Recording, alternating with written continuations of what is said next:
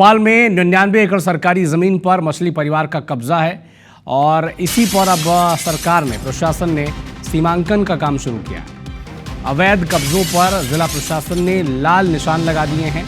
पटवारी, RI, तहसीलदार सीमांकन का काम कर रहे हैं और मछली परिवार के साथ 20 लोगों को इस मामले में नोटिस दिया गया है। मछली परिवार जो एमडी ड्रग्स मामले में संलिप्त है, कई आरोप इसके ऊपर लगे और इससे पहले 125 एकड़ की सरकारी ज़मीन पर जो इसने कब्जा किया था उसे सरकार ने कब्जा मुक्त किया है। और अब एक और शिकायत जो पशुपालन विभाग की तरफ से की गई है 99 एकड़ ज़मीन पर, उस पर अब सीमांकन का काम जारी है। सीमांकन का मतलब होता है कि ज़मीन की नाप की जाएगी और वो ज़मीन किसके हिस्से में है, किसके कब्जे में है, ये पता लगाया जा सकता है। ये प्रक्रिया है, राजस्व प्रक्रिया ऐसे कहा जाता है सीमांकन।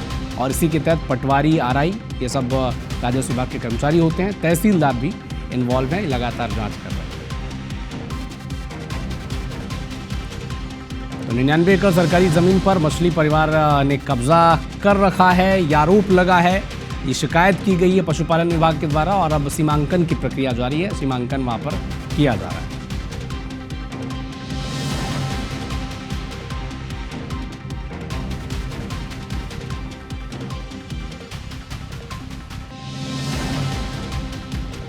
भोपाल में 99 एकड़ सरकारी ज़मीन पर मछली परिवार का कब्जा है। 20 लोगों को नोटिस दिया गया है।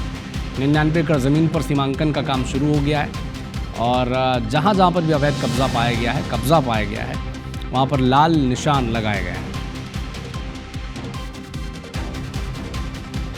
पटवारी, आरआई, तहसीलदार मामले की जांच कर रहे हैं। तो 99 एकड़ सरकारी ज़मीन पर मछली परिवार का एक कब्जा है। मछली परिवार के साथ 20 लोगों को नोटिस दिया गया। 99 एकड़ जमीन पर सीमांकन का काम शुरू कर दिया गया।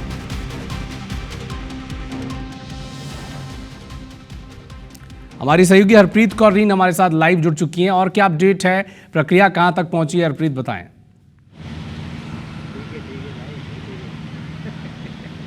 बिल्कुल, देखिए, प्रशासन ने 1990 में पशुपालन विभाग को ये 99 एकड़ ज़मीन सौंपी थी। उसके बाद से ये ज़मीन खाली पड़ी थी। शारिक मछली परिवार की इस ज़मीन पर नज़र पड़ी और उन्होंने इस ज़मीन को अपने कब्जे में लिया और इसके साथ ही ना सिर्फ 700 परिवार यहाँ पर मुस्लिम बसाए, उसके बाद उन्होंने करीबन 12 बिल्डर्स को ये ज़मीन बेच भी दी।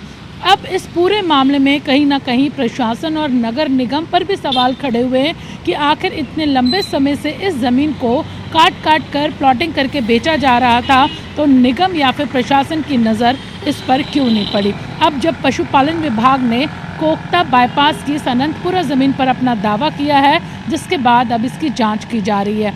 इस ज़मीन में सीमांकन में 3 आरआई और 20 पटवारियों से ज़्यादा की टीम लगी है। समझा जा सकता है कि कितना बड़ा रकबा है जिस पर मछली परिवार ने बरसों से कब्जा जमा कर रखा था।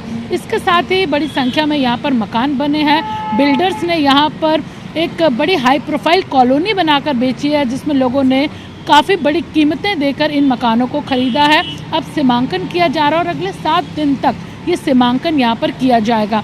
इसमें ये बात भी सामने आई है कि करीबन 66 एकड़ ज़मीन जो है जिस पर चारागाह बनना था, उस ज़मीन को भी प्लॉटिंग करके बेच दिया गया। फिलहाल अब यहाँ पर लाल निशान लगा दिए गए हैं। जो टीम यहाँ पर मौजूद है, जो सीमांकन कर रही है, कई घरों पर लाल निशान लगे हैं जो उस ज़मीन के दायरे में आ रहे हैं जहाँ पर अवैध तरीके से प्लॉटिंग करके बेची गई है। इसके साथ ही 12 से ज़्यादा बिल्डर्स को भी प्रशासन ने नोटिस जारी किया है, जिन्होंने मछली परिवार से ये ज़मीन अवैध तरीके से खरीदी और उसके बाद इस ज़मीन पर मकान बनाकर लोगों को बेच दिए।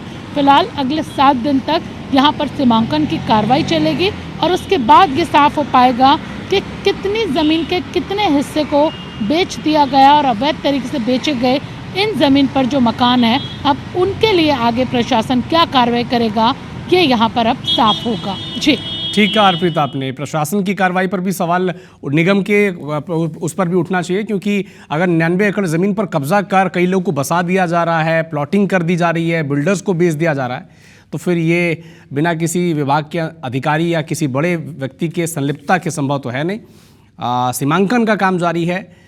बहुत सारे आरआई, पटवारी वहाँ पर राजस्व विभाग के कर्मचारी लगे हुए हैं और लाल निशान वहाँ पर लगाया जा रहा है। नज़र बना के रखिएगा हरप्रीत, आप अपडेट आपसे आगे भी लेते रहेंगे।